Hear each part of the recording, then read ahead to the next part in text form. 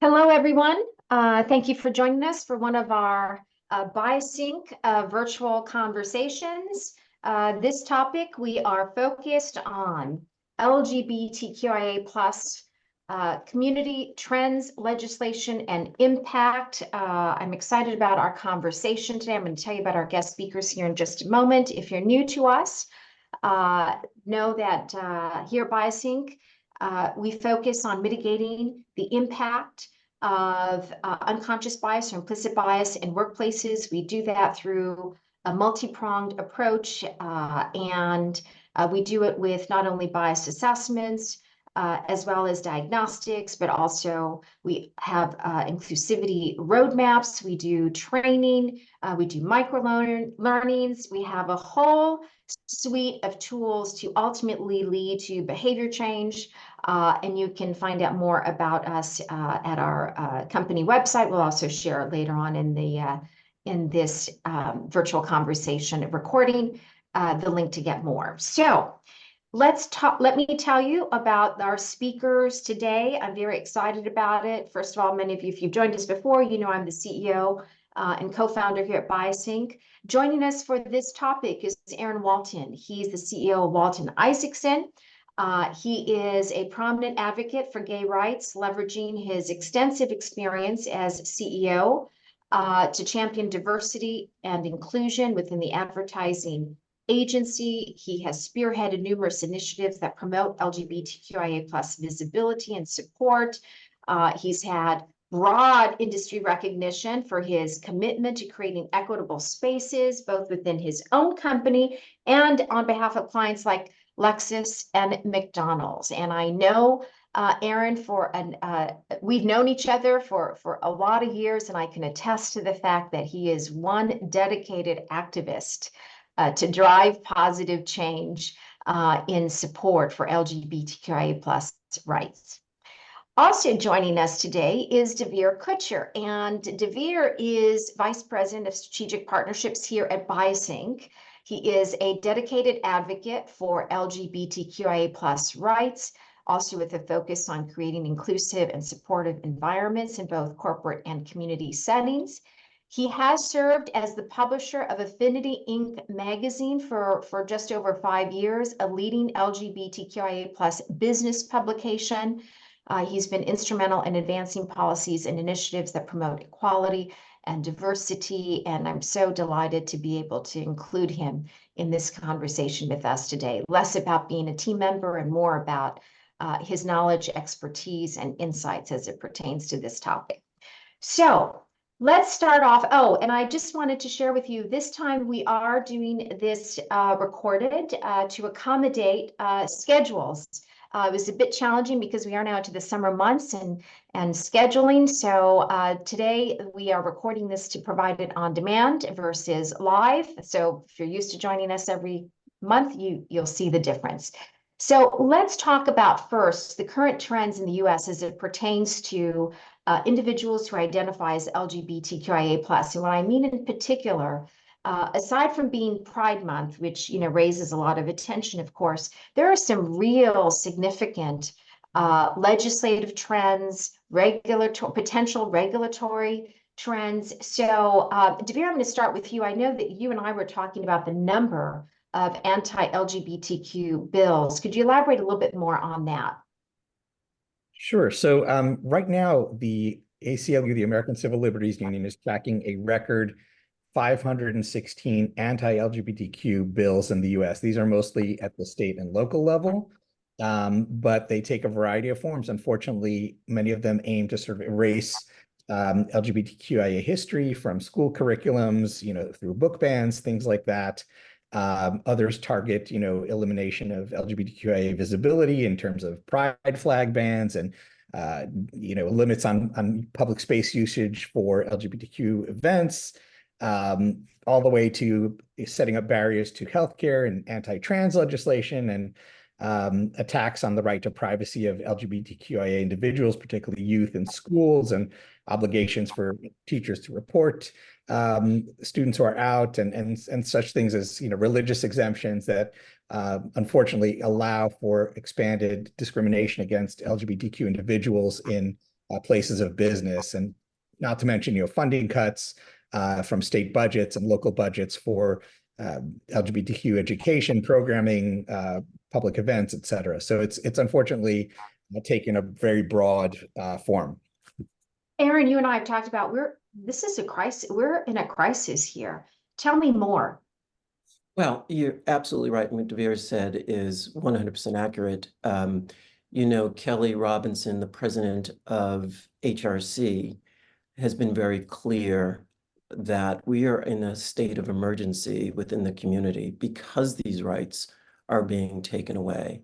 And, it's interesting because the LGBTQIA, community, we saw advances at unprecedented speed over the last 20 years, including marriage equality, federal anti-discrimination laws, and numerous state-level protections. However, as DeVere said, we're seeing now a lot of these rights being taken away. People trying to erase the community, trying to really harm them in the sense that they are being ostracized. They are trying to be reduced because of who they are. And that is impacting not just the community, but it's impacting the allies. It's impacting so many people that are supportive of the community. And so sadly, I think it's a small group of very vocal people who have cast a very wide net on rights that they want to see reversed. And I'm optimistic that despite the 516 anti-LGBT bills that the Supreme Court is looking at, people are going to stand up and let their voices be heard. And I think decent people are going to make sure that these rights do not go away. But it's not going to happen automatically. People are going to have to get up, let their voices be heard, and let the community know, the broad community know, that this is not acceptable. Increasingly, there's polarization in states like Texas, Florida, Alabama, Tennessee, which are limiting LGBTQ rights, while other states such as California, New York, Minnesota, and Maryland are expanding and enshrining those rights. So, it is incumbent upon everybody, not just members of the community, to stand up and make sure that these rights are not eliminated. 516 bills that are anti-LGBTQ making their way through various states. It's extraordinary. Just that number, think about it. When in previous history have we seen that number in the hundreds of anti any community previously? Certainly not in to my knowledge. So that in itself should say something. In addition to that, it's interesting, Aaron, you just mentioned the Supreme Court just today. The headline just came across that the Supreme Court is going to weigh state restrictions on gender affirming care for youths.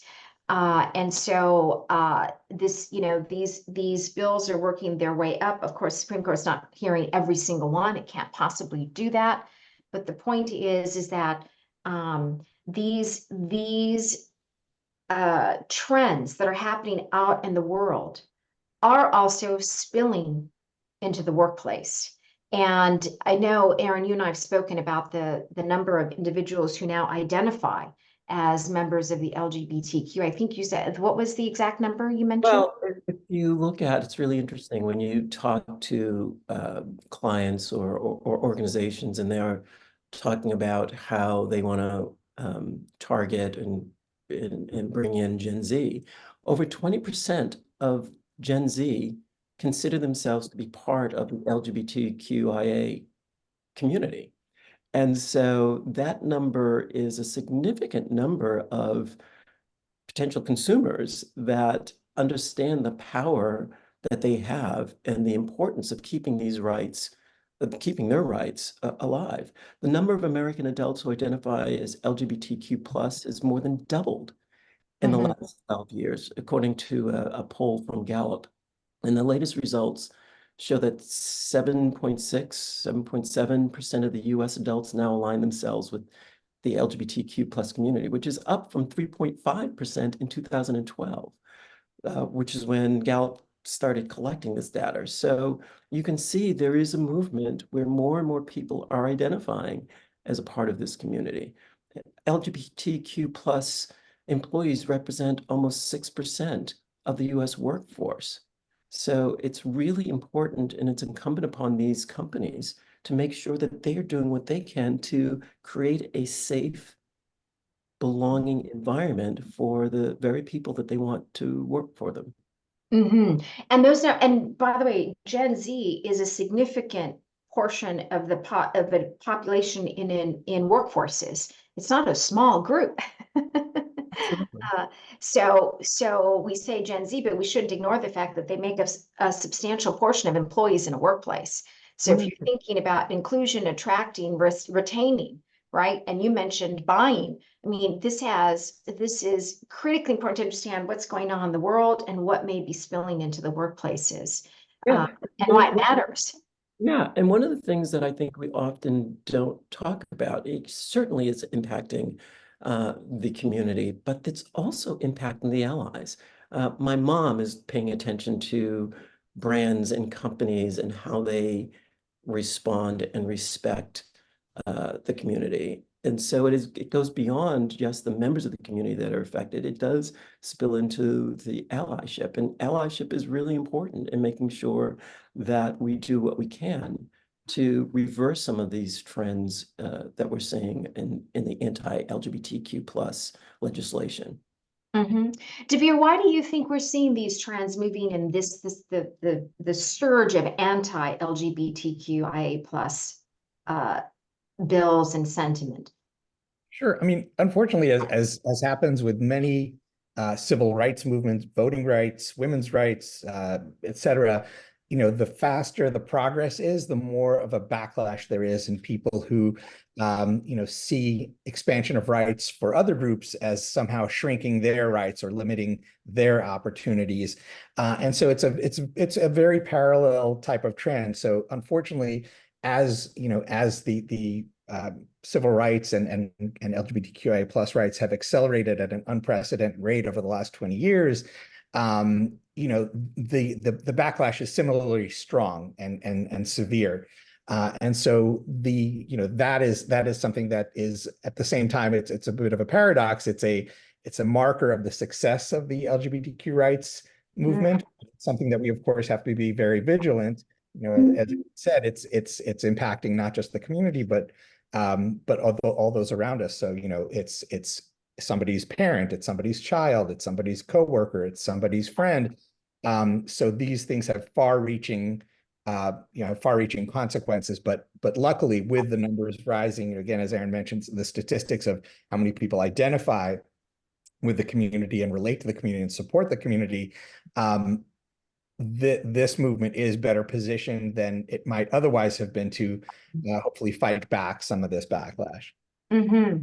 And we'll come back to the fighting back and what can be done. By the way, I just want to explain, we may say HRC, and for those who may not know, that's the Human Rights Campaign, which focuses on LGBTQIA plus rights, and a very significant activist organization. It's interesting because there are a lot of controversial topics being spoken about in the world right now. A couple that come to mind are gender neutral bathrooms is one. And another one is the conversation around trans athletes and whether or not they should be allowed to compete in either, and most often the controversies around whether they should be able to compete in a women's category or female category. And it's interesting because, I myself have witnessed where people have opinions about those controversial issues, and it kind of opens up the conversation to be more comfortable expressing either hostility or bias or share misinformation about the LGBTQIA plus community. And so the point I'm making is that it's kind of opened the door to to more microaggressions, intolerance, bias. Aaron, what do you see? I could not agree with you more. Bias is a factor. It's even, one of the biggest things impacting trans individuals. We know that intersectional individuals are experiencing even more bias. It is, I think, a big part of what is happening, and DeVere talked about it a little bit, which is, people are hesitant to change. And because this movement has grown so fast, some would say not fast enough, if you remember the community, I mean, you want the same rights. It's the very thing that is creating the challenge for the movement, because people don't want to see this change happen. They do feel like they are getting their rights taken away, as opposed to really looking at it the way they should, which is just making sure that everyone has the same rights, that everyone has an opportunity to compete. Everyone has an opportunity to be part of an organization and feel that they can bring their whole selves to the office, whether you're trans, Black. I mean, we're seeing it across all types of civil rights, pushback, where DE&I is really under attack. And I think it's under attack largely because people feel like their rights are being taken away, as opposed to looking at it the way it should be, which is, no, your rights aren't getting taken away. In fact, all we're doing is elevating to make sure that everyone has the same rights. Yes, indeed. And speaking about bias, we know obviously a lot about bias here at BiasSync. And with respect to a bias towards members of the LGBTQIA plus community, we know that, 50% most recently, according to polls, have experienced some kind of bias or hostile action, or microaggressions, or even outright discrimination. And we know that amongst the LGBTQIA plus community, and we talk about the letters, right, because that has a certain designation, but trans individuals who identify as trans experience the most bias, and to a certain extent, it's horrific. It's actual, violence towards people who are trans, and we know that some of that is related to cognitive dissonance. Our brains expect people just to show up a certain way. So when we see individuals who don't show up the way our brains are wired to stereotypically see people, it creates this cognitive dissonance. That's the best case scenario, where I'm saying it's not overt and intentional. It's just like we have trouble sometimes, and we know that is a source of bias towards members of in particular, the trans individuals. But some of it is more overt and intentional. And yes, Aaron, Well, I was going to say, a study by the Human Rights Campaign revealed that 50% of the LGBTQ plus workers have experienced some form of workplace discrimination, some type of bias, and about 1/3 feel like they need to hide their sexual orientation to avoid that bias. That's horrific. That if you're a leader in an organization, what you should be focused on is making sure that people are focused on your work and not covering or feeling that they can't be themselves.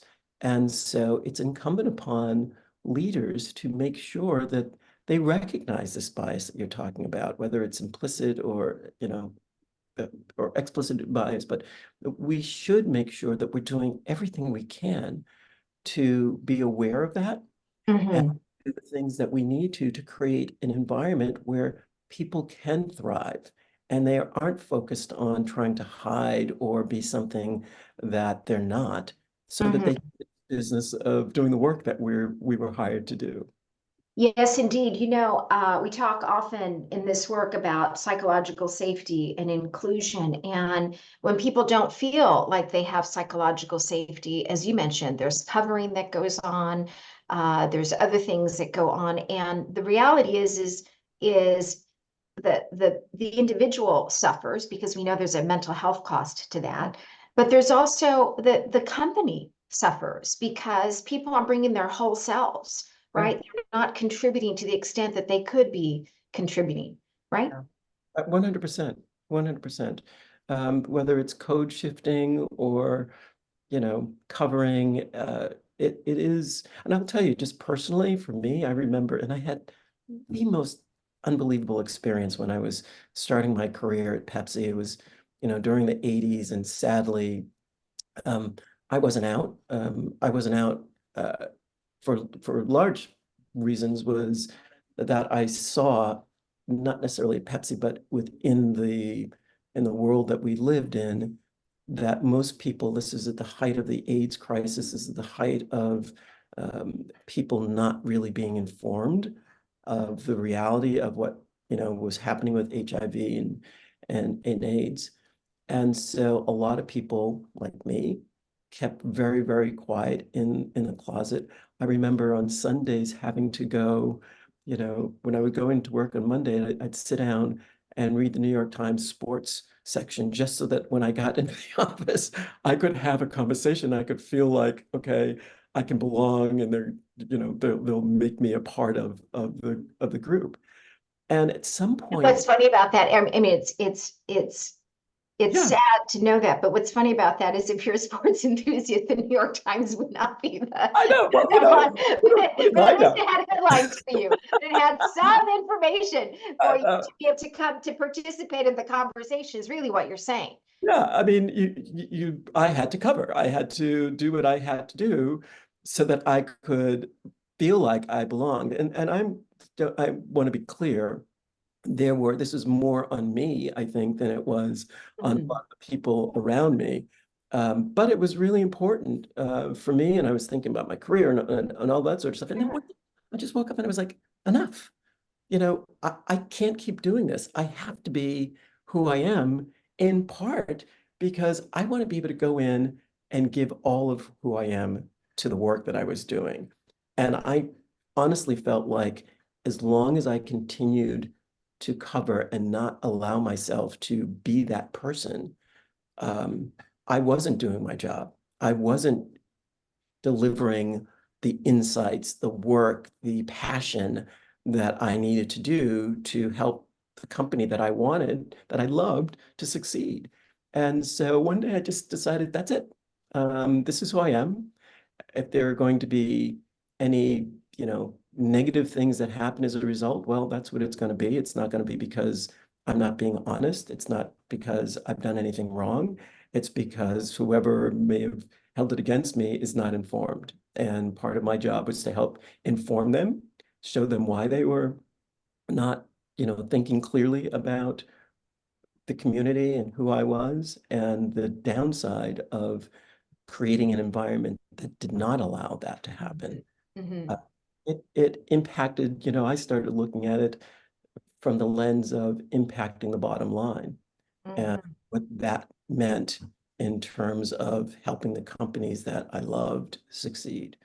So shift, and part of the job, as difficult as it is for us to spend time educating and informing and pointing out when there is bias and what that does and why that's so destructive for not just the mental health of the people that are, experiencing that type of bias, but what it does to the organization as a whole. And we know what happens out in the world spills into the workplace. And even more so to a certain extent as it pertains to these kinds of issues when you're in a hybrid or you're using a lot more Zoom or using more technology to communicate. These things can arise even more so using tech and Slack and some of these other communication platforms. And I know that because this is, we're seeing this backlash occurring, that there are individuals in the workplace who, as you mentioned, have experienced some form of bias or microaggression or hostility or discrimination. And the reality is that the stress of that impacts productivity. It impacts, all kinds of things. It could increase litigation. it could, right, discrimination, it could lead to, unfortunately, a headline-making incident. And it has many, many ramifications. So the point I think that which is important is, right now in June, obviously many companies come out with their pride statements and things like that. Unfortunately, for some, it's much more performative than it is really substantive.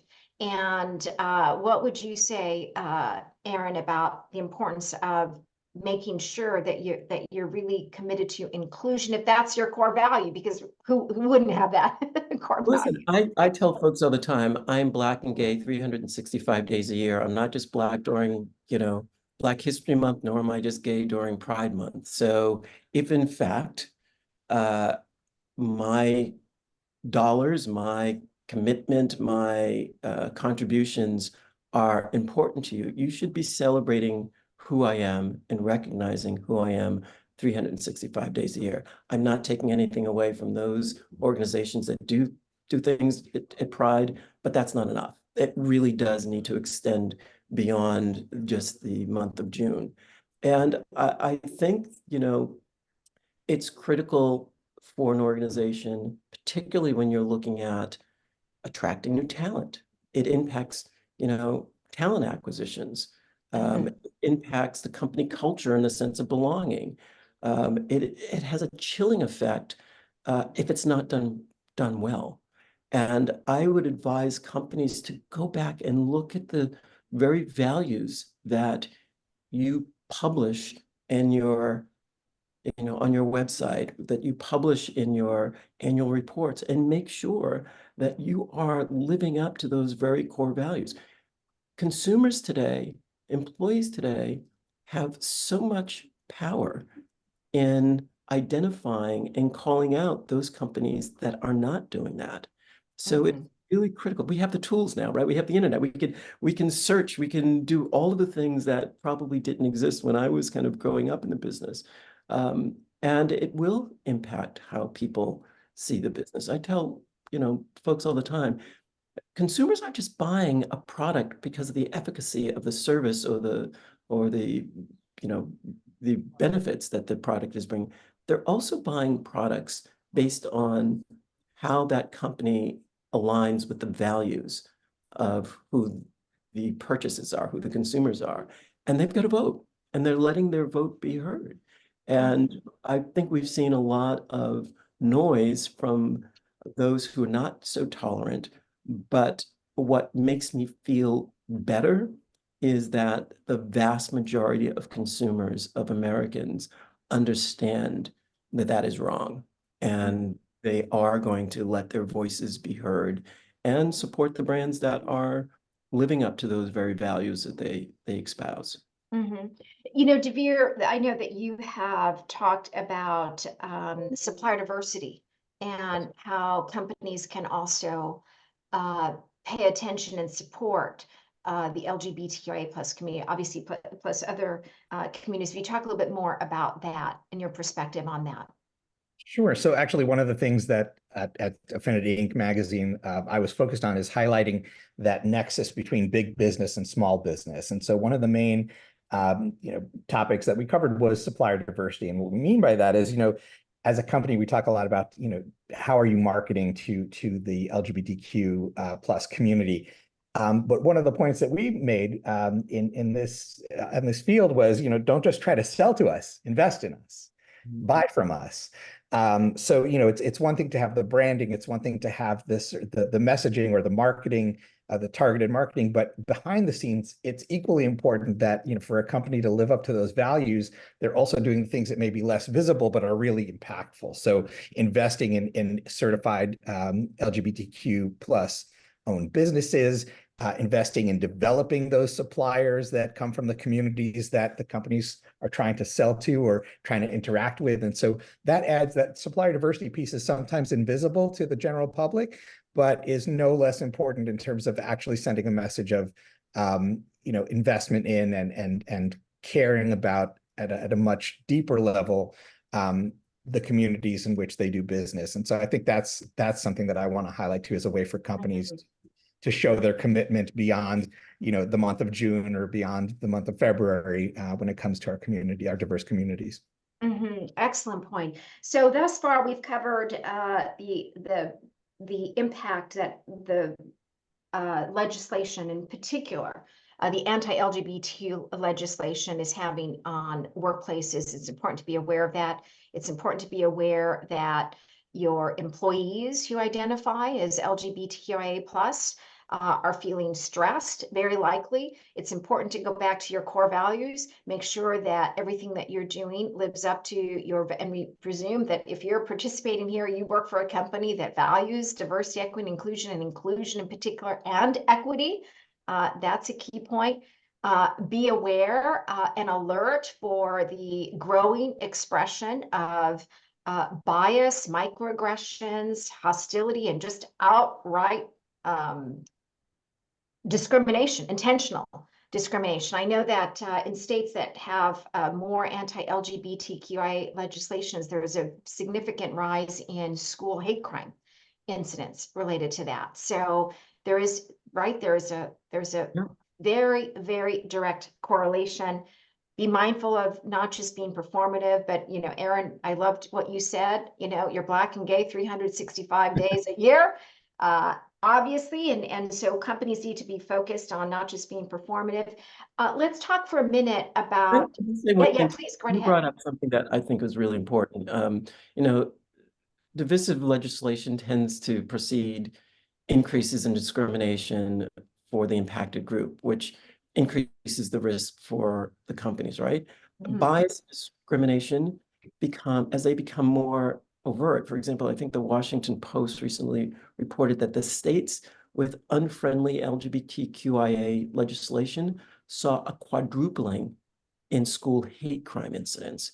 So it is so incumbent upon everybody to make sure that they are aware of this and to, make sure that they're doing what they can to reduce, these microaggressions and the discrimination that heighten the stress and impact productivity for students, for employees, for everybody.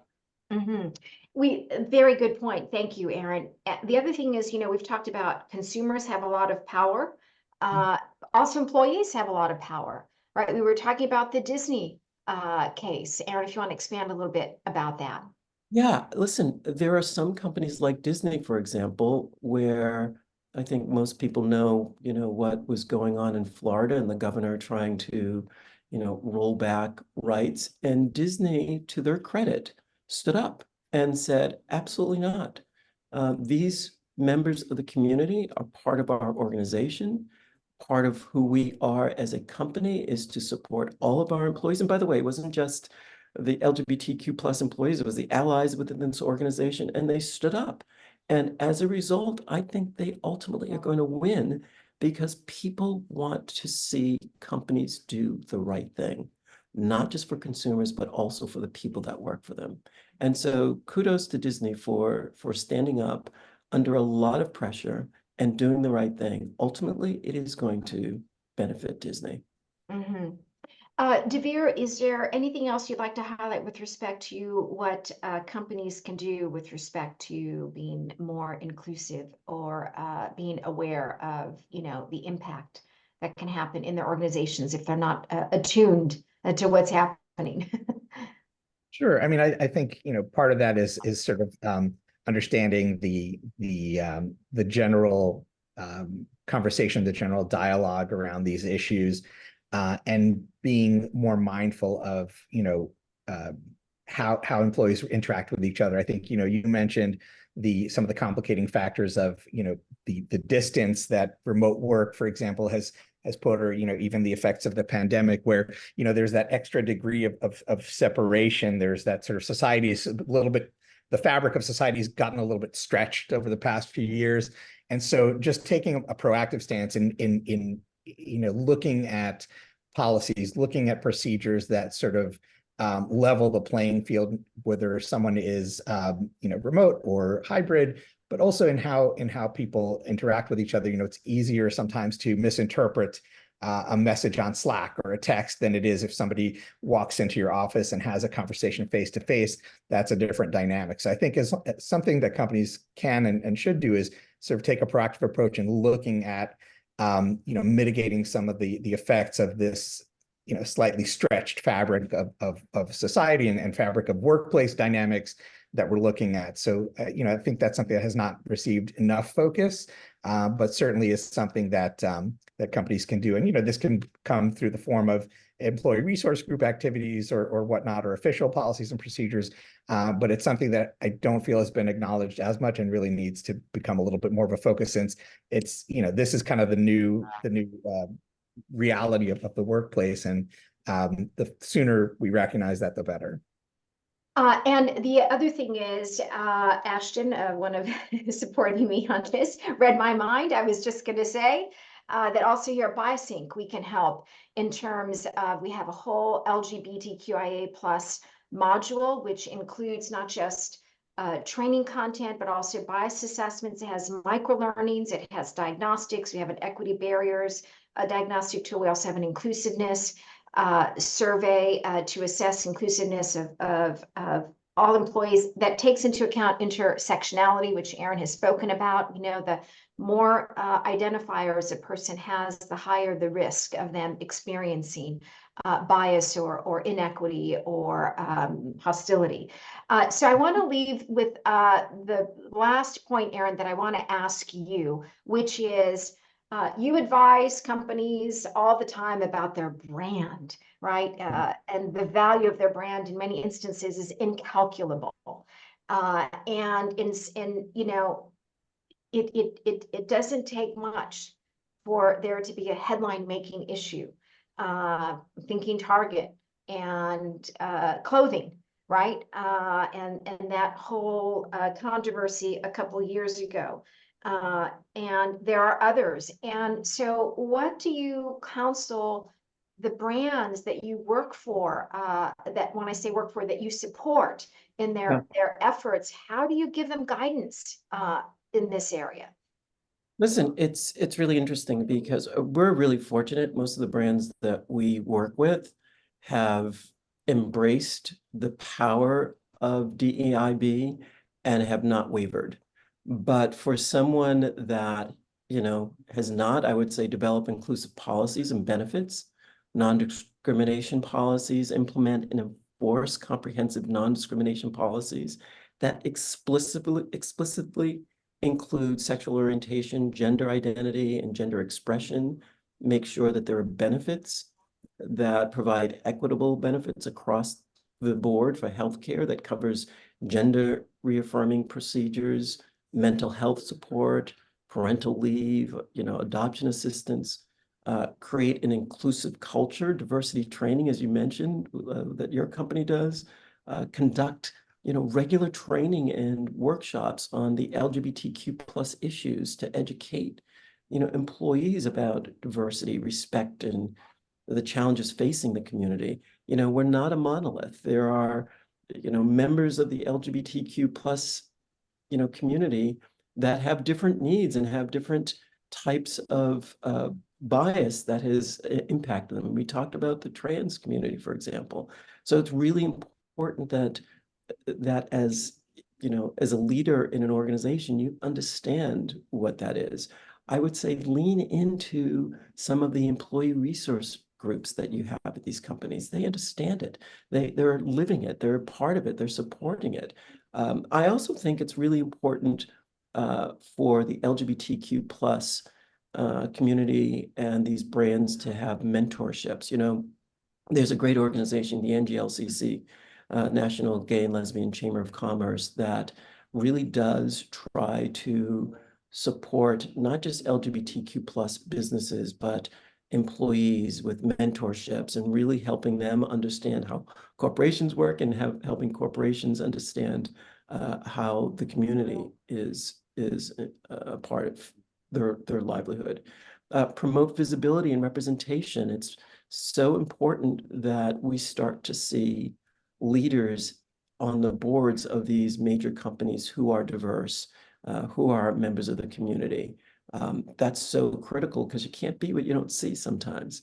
Right, And really right. important to make sure that we're setting the bar high and we're seeing that, yes, I can achieve that. I should be a part of it. And by the way, it makes for more inclusive policies. It Mm. makes those companies that may make a misstep, if you've actually got members of the community, part of the leadership, they can help you avoid making some of those kind of mistakes. So, those are some of the things that I would say that are really important, and just making sure that we're also including the broader community. I can't say that enough, that it's not just about the LGBTQIA community, it's also about the allies, and they have a stake in this as well. Yes, and allyship is critically important. Every group needs allies.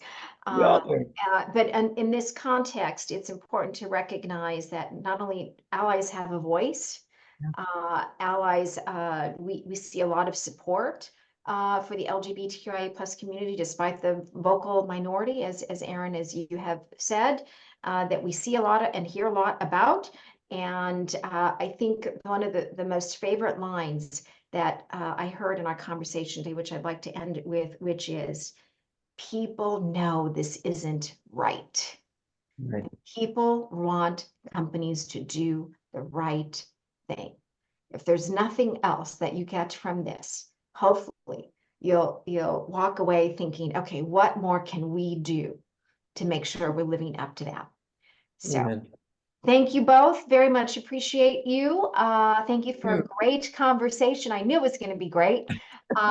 And again, if anyone wants to find out more about the work that we do here at BiasSync, by all means, reach out. And we hope to see you at our next virtual conversation. Thank you for this great conversation and for making sure that this conversation is seen by as many people as possible and the great work you're doing. It does have an impact on all of us. So thank you for including me. Thank you, Aaron. Thank you. Thanks to you. Thank you, Aaron. Bye-bye.